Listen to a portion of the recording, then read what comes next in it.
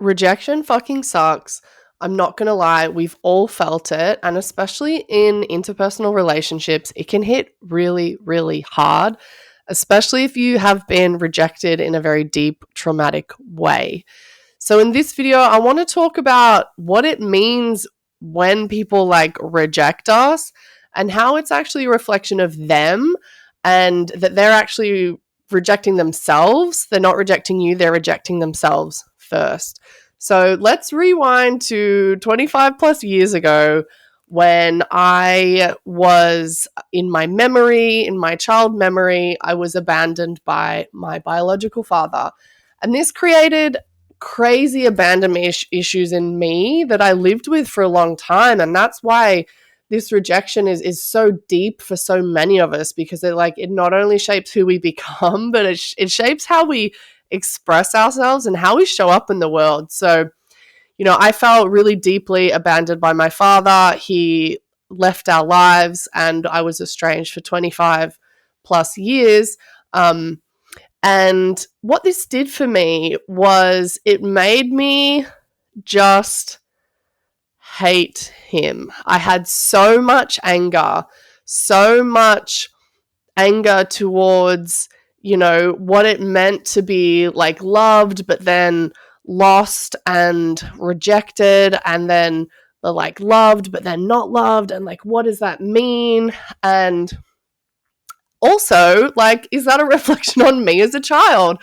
Like, I think that's how I internalized it, was like, I'm unlovable, I'm not loved, I'm not worthy, I'm not enough. So, like, all of these things stemming from that abandonment became my self-talk and my beliefs that shaped me until I was about 28. Fucking insane, right? Insane.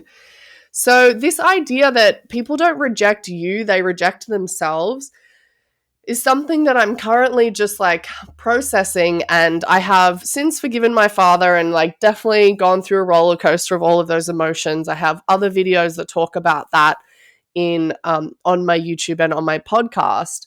But I want to talk here specifically about like how are they rejecting themselves first? You're probably like, what the fuck are you talking about, Mel? Like, no, they said something bad to me, they rejected me. Like, how does this reflect on them? So taking, from my experience, and then again, probably 3 years ago, I was again abandoned by another father figure who I have since, come to terms with.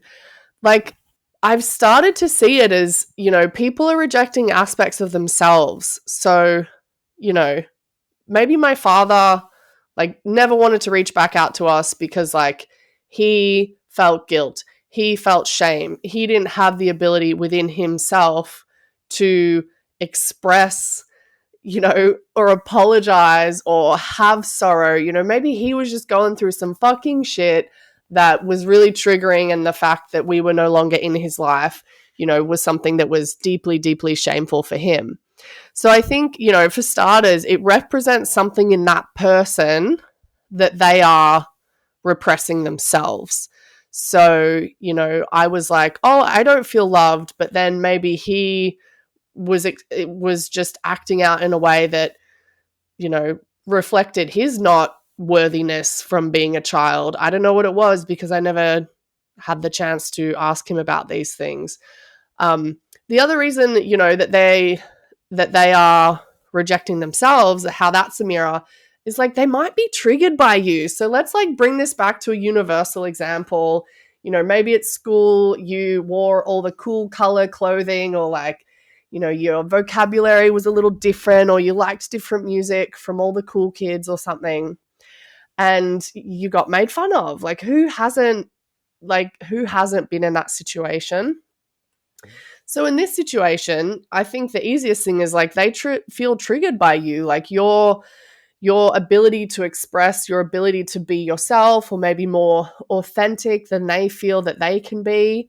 That might feel really threatening to that person, and they're just straight up triggered by you. So they might say something, unflattering or mean, or, however that like rejection feels like for you, they're going to express it in that way because it's really them projecting onto you. So you're going to be more expressed than them. So from this perspective, I actually think it's kind of flattering to be like, oh, they're rejecting me, or they're being mean, or they're, excluding me in whatever aspect it is, because they're not allowing themselves that same freedom that I have. Can also be like, oh, I mean, it takes the anger out of it. It takes the sting out of the rejection. And then for me, it sort of turns it back into a little bit of compassion of like, oh, I'm sorry that they feel like they can't do that, or I'm sorry that me being this way is, threatening for them in that way, because like I'm not going to change. So this person, is not going to be in my life anymore, or, you just stop caring what they think. I would think so, like back to my example, another reason how this showed up for how it shaped me as a human in the intervening, like, I don't know, 25 years, more than that, it was that it made me firstly reject someone in my life, because I was like, oh, they're going to reject me eventually. If I reject them first, then I save myself, I save face, I protect my feelings, and also, like, I'm just going to, cut this short. I don't want to go through the whole ups and downs. I'm just going to cut this short. So I remember specifically, like, when I moved to Minnesota, I was like meeting new friends, meeting new people all the time, and I was just like, oh, like, I'm not feeling it from this person. I think they're just gonna like cut me loose, or they're gonna ghost me, or they don't actually like me. Again, all these thoughts from childhood replaying like my worthiness and my lovable. And so I would like ghost them first, or I would be like, no, I'm not into that friendship. I'm just like gonna remove myself. But this is reflecting as me being the rejector and talking this through, is that my act of rejecting them was actually purely a reflection of how I felt, and really didn't have anything to do with them, because they were like really cool people and obviously I wanted to be their friends, but I was just fearful that it was like that they weren't going to like me or love me or trust me or want me in their life, that I then needed to reject first. And it was like this weird game of like, it's like a race to reject, that like I would win because, I didn't want to hurt myself again, because I had such a deep seated trauma from that since childhood. So that's a reflection of how I felt as the rejector, reflecting back on that behavior.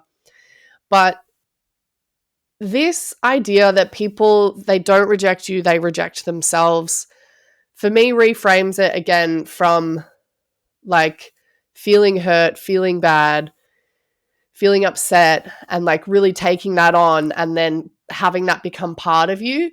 And it shifts it and reflects it back to that person to say like, oh, I'm sorry they're going through that. Like, that must really suck. I'm compassionate. I'm more understanding to that person. And you're just able to process that rejection better.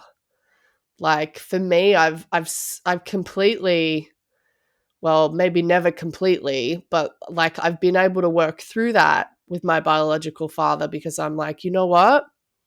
It actually had nothing to do with me. Like, it didn't, because I know who I am and I know what I stand for, and I know what I represent. And I know I didn't deserve that, not as a 6-year-old fucking kid, right? So I think getting grounded in like your truth, and that it wasn't a reflection of you, that we can start to just like give yourself the grace to be like, I didn't deserve that. It was the thing that happened. But ultimately, it's that person's issue. And I'm going to move on with my life, because I don't deserve to be suffering from all that residual bullshit anymore.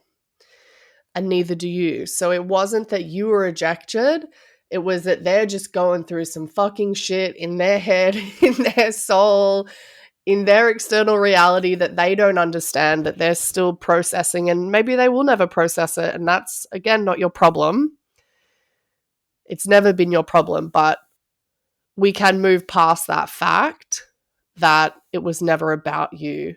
So I really hope that this helps to just give yourself the grace and to process, to maybe feel a little more positive and reframe how some certain things happened in your life, and even in the future as well. If you liked this video, check out my links below. I have a newsletter and a community where we have some really amazing, inspirational conversations. Until next time, keep living your freedom life.